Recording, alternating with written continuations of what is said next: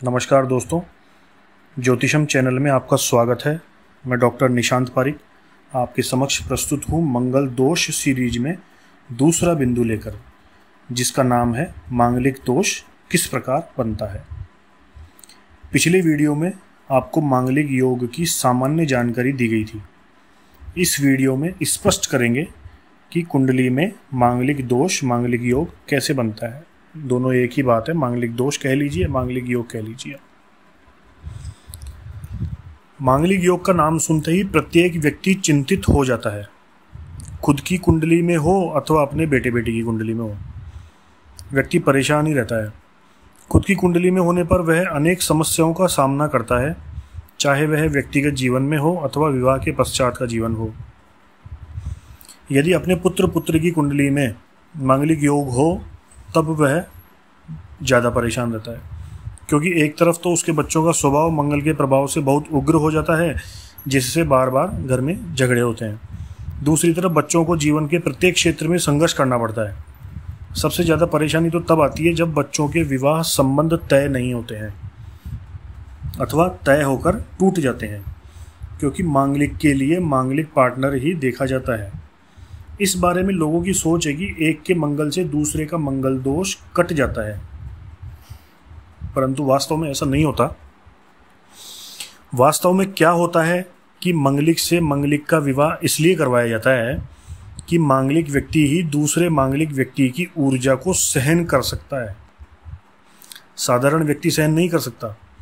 यदि साधारण व्यक्ति से विवाह कर दिया जाता है तो वह शारीरिक व मानसिक रूप से पीड़ित हो जाता है, किसी न किसी तरीके से बीमार हो जाता है अथवा किसी तरह की मानसिक परेशानी रहती है। यह सुनकर आपको आश्चर्य तो हो रहा होगा, परंतु यह सत्य है। कुंडली मिलान में इस तरह की अनेक बातें हैं जो तकनीकी रूप से जांच की जाती है, क्योंकि ज्योतिष और जन्मपत्री मिलान आदि तथ्य कोई जादू टोना या अंधविश्वास नहीं है। यह सब तकनीकी बिंदु हैं जिनमें सूक्ष्मता से विचार करना परम आवश्यक है, बहुत जरूरी है। जन्मपत्री किसी भी व्यक्ति का प्रतिबिंब होता है। इससे उस व्यक्ति के आचार विचार, स्वभाव, प्रभाव, शारीरिक संरचना, नाड़ी, रक्त मिलान जिसको ब्लड ग्रुप बोलते हैं आदि अनेक बातों का ज्ञान होता है और दूसरे व्यक्ति से उसी प्रकार से मिलाई जाती है, मैच की जाती है, जिसे कुंडली मिलान या गुण मिलान कहते हैं। मंगल दोष के विषय में शास्त्रों में श्लोक कहा है, लग्ने व्यये च पाताले जामित्रे चाष्टमे कुजे स्त्रीणाम भर्तृ विनाशः पुंसाम भार्या विनश्यति। अर्थात जन्मपत्री में मंगल यदि पहले, चौथे, सातवें, आठवें तथा 12वें भाव में हो तो मंगल दोष का निर्माण होता है।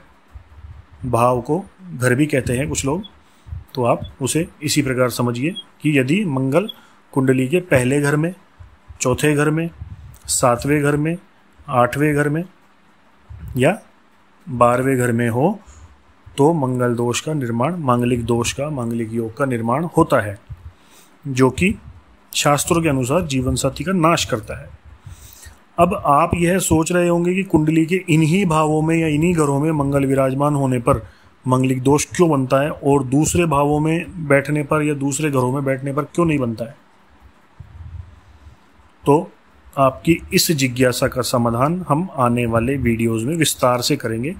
प्रत्येक भाव का, हर घर का एक अलग विवेचन अलग वीडियो में प्रस्तुत किया जाएगा और आपको बताया जाएगा कि इस भाव में बैठने पर ही मांगलिक दोष का निर्माण क्यों होता है। कहने का मतलब यह है कि मंगल इस भाव में बैठकर ऐसा क्या अनर्थ करता है अथवा ऐसा क्या अशुभ परिणाम देता है कि इसके विषय में भय व्याप्त है।